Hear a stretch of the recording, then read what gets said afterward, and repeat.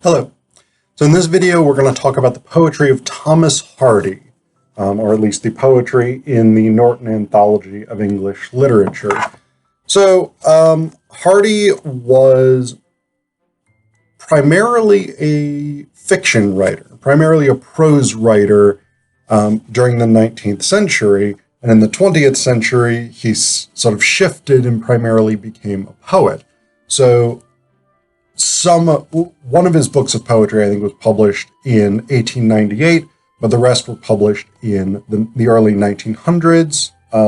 And I think all of his fiction was published in the 19th century, and then he moved away from it in the 20th century. That being said, a lot of the things that made Hardy's prose so distinct carry over into his poetry. So Hardy was from sort of southwestern England, very much a more rural part of the country into the 19th and 20th centuries. So, I mean, he was definitely not from the major metropolitan urban centers of places like London, Manchester, Liverpool, Edinburgh, Glasgow, Belfast, etc. These big urban centers of the UK. He was from a much more rural area, and that focus, that interest in nature and on folk culture really shows up in Hardy's writing. We see this, for instance, with a poem like The Darkling Thrush. So this is a very kind of depressing poem. It's a bit of a downer, but it is sort of rooted in this experience of the natural world and actually the ways in which the natural world may end up sort of functioning as a source of uplift for the poet persona here. So this is The Darkling Thrush. I leant upon a coppice gate when frost was spectre gray, and winter's dregs made desolate the weakening eye of day. The tangled vine stems scored the sky like strings of broken lyres, and all mankind that haunted nigh had sought their household fires. The land's sharp features seemed to be the century's corpse outleaned, his crypt the cloudy canopy, the wind his death lament. The ancient pulse of German birth was shrunken hard and dry, and every spirit upon earth seemed fervorless as I. At once a voice arose among the bleak twigs overhead, in a full-hearted evensong of joy illimited. An aged thrush, frail, gaunt, and small, in blast-beruffed plume, had chosen thus to fling his soul upon the growing gloom.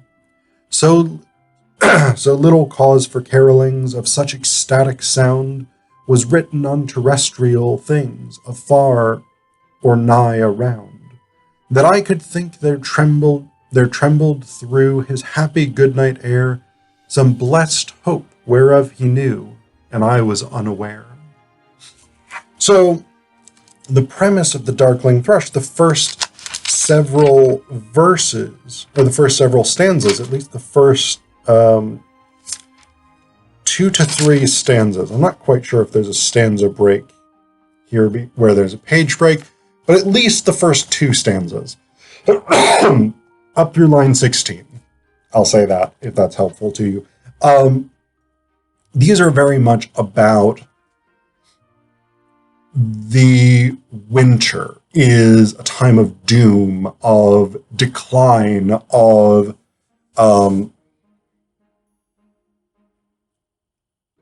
death, of the sort of lack of growth. And this is very characteristic of the rhythms of agricultural life, right? This idea that Spring is for planting, summer is for tending, autumn is for harvesting, and winter is a time of suffering where things do not grow, or mostly do not grow. And you make it through the winter by storing up food. Sorry, I'm still slightly getting over a cold. So the association of winter with death is a very, very common literary association. And yet, Hardy reverses this. He changes it because at line 17, we have, "At once a voice arose among the bleak twigs overhead." That's 17 and 18.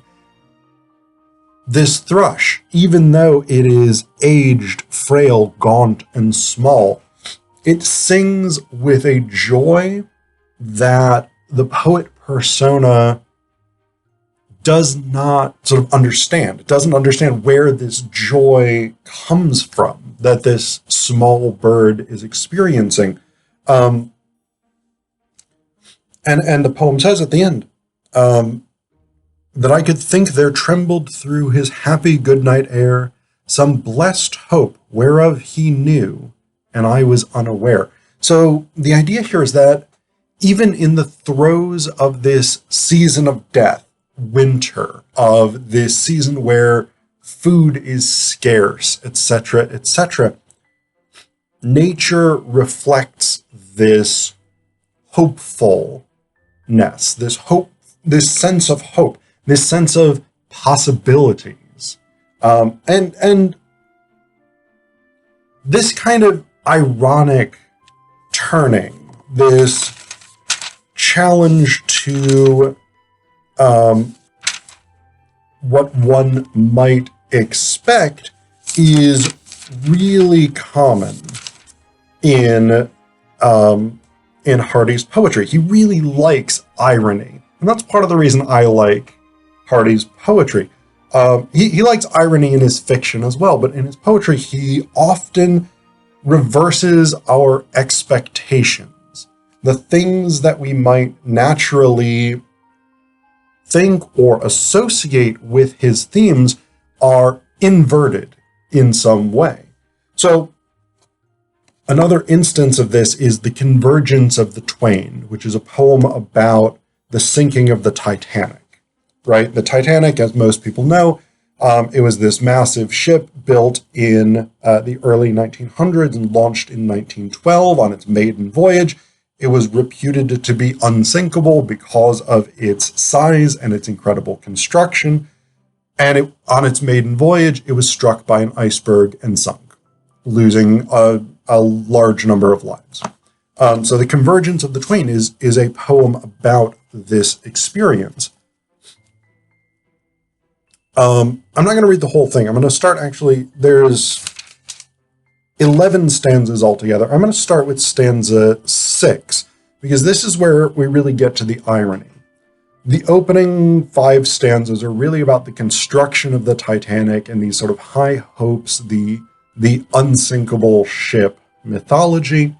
But then we get to this, stanza 6. Well, while fashioning this creature of cleaving wing, the eminent will that stirs and urges everything. And according to the Norton footnotes here, the immanent will is the force, blind but slowly gaining consciousness throughout history, that drives the world according to Hardy's philosophy. So basically this is sort of fate. The idea, not necessarily a theological or religious idea, but the idea that the force of history, the force of the universe, whatever it is, has some sort of increasingly pointed plan. So it says, the immanent will that stirs and urges everything, prepared a sinister mate for her so gaily great, a shape of ice for the time far and dissociate. And as the smart ship grew in stature, grace, and hue, in shadowy, silent distance grew the iceberg too. Alien they seemed to be, no mortal eye could see, the intimate welding of their later history, or sign that they were bent by paths coincident on being anon twin halves of that august event. So what he's interested in here is this idea that these two very different things are being built for each other, one by human activity and the other by the immanent will, by the forces of the universe. And the convergence of the twain is their fated meeting on that April night in 1912 when the Titanic went down. This idea that this was not a catastrophic accident, this was not something unforeseen or unforeseeable, but it was in fact part of a grand cosmic plan of some sort. But Hardy is also, he has much lighter approaches to irony. These first two poems that I've read you, these are relatively dark, somewhat morbid, but he also has much more fun with irony. And the next two poems I'm going to read will sort of indicate that.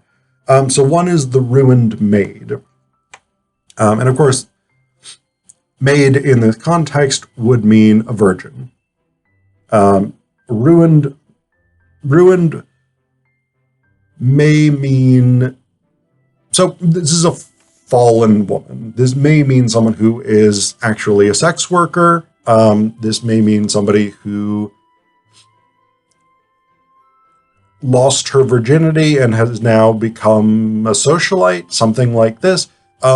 Or it may be a bit more innocent than that, just someone who has left the sort of healthy, pure country life for the upscale urban society of the city.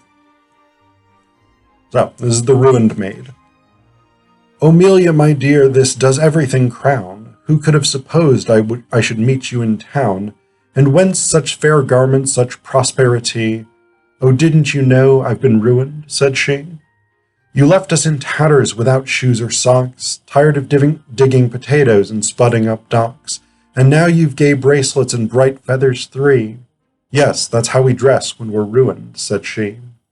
At home in the barton you said thee and thou, and thickun and theasun and t'other, but now your talking quite fits for high company. Some polish is gained with one's ruin, said she. Your hands were like paws then, your face blue and bleak, but now I'm bewitched by your delicate cheek, and your little gloves fit as on any lady. We never do work when we're ruined, said she. You used to call home life a hag-ridden dream, and you'd sigh and you'd sock, but at present you seem to know not of megrims or melancholy. True, one's pretty lively when one's ruined, said she. I wish I had feathers, a fine sweeping gown, and a delicate face, and could strut about town.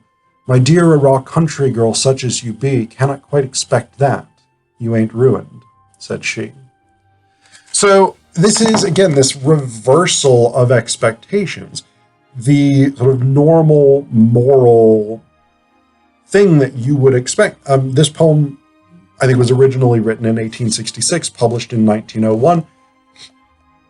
The thing that you would expect in this sort of mid to late Victorian era is that the ruined maid would have sort of descended into suffering, descended into poverty, penury, etc., etc. And we get the exact opposite. The material conditions of the ruined maid are much better than those of her non-ruined, virginal, rural counterpart. And so the fact that she becomes the source of admiration, the desire to emulate, is an ironic reversal of the moral lesson that one might expect from poetry of this era. The other one that I'm going to I'm not going to read you the whole one, but "Ah, are you digging on my grave" is the other rather fun one that I really like in this collection, at least, of Hardy's ironic poems. So this poem is spoken from the perspective of someone who has died, a woman who has died, and she asks, who is digging on her grave? She asks, was it her beloved who is sort of mourning her? Was it her nearest kin who wanted to sort of commemorate her? Was it her enemy trying to desecrate her grave? So she goes through these different guesses, and the answer is no to all of them. Then we get to the fourth stanza. It says here, "Then who is digging on my grave? Say, since I have not guessed. Oh, it is I, my mistress dear, your little dog who still lives near, and much I hope my movements here have not disturbed your rest." Next stanza. "Ah, yes, you dig upon my grave. Why flashed it not on me that one true heart was left behind? What feeling do we ever find to equal among humankind a dog's fidelity?" So we have this setup, right? The speaker of the poem, this woman who has died, she assumes that this dog is digging on her grave out of loyalty, that maybe he's trying to get back to her or something like this. He's trying to reconnect with her. But the final stanza, we have the ironic inversion. The dog answers this. "Mistress, I dug upon your grave to bury a bone in case I should be hungry near this spot when passing on my daily trot. I am sorry, but I quite forgot it was your resting place." So it's still a little bit morbid, still a little bit sad, but it is presented more as a joke. And again, this is something that Hardy does consistently throughout a lot of his poetry. These twists to what we might expect in order to sort of challenge our understandings or our assumptions about what's happening in the poems. The other one that I want to talk about very, very briefly is Drummer Hodge, which is about this this drummer boy from the west of England, southwest of England, who dies in the Second Boer War. And basically he gets buried in South Africa. There's this interesting bit at the beginning of the third stanza. "Yet portion of that unknown plain will Hodge forever be." Again, this guy gets buried in South Africa. He's left. He is left by those who brought him there in the land in which he dies, rather than being brought home. Now, the reason I point that out, this is really, really interesting. In 1914, Rupert Brooke, one of the World War I poets, writes a poem called "The Soldier," one of the most famous pro-war poems of all time. And it starts with these lines. "If I should die, think only this of me, that there's some corner of a foreign field that is forever England. There shall be in that rich earth a richer dust concealed." I assume Rupert Brooke was familiar with Thomas Hardy. Rupert Brooke was probably quite well read. He was educated at the Rugby School and King's College, Cambridge. He probably knew Hardy's poem. He had probably read Drummer Hodge. Whether or not these lines, "Yet portion of that unknown plain will Hodge forever be," directly inspired Brooke, I can't say. I don't know enough about it, but to my ear, those are very similar. And so it's quite possible that Thomas Hardy, with actually another fairly famous war poem, inspired one of the most famous war poems of the World War I generation.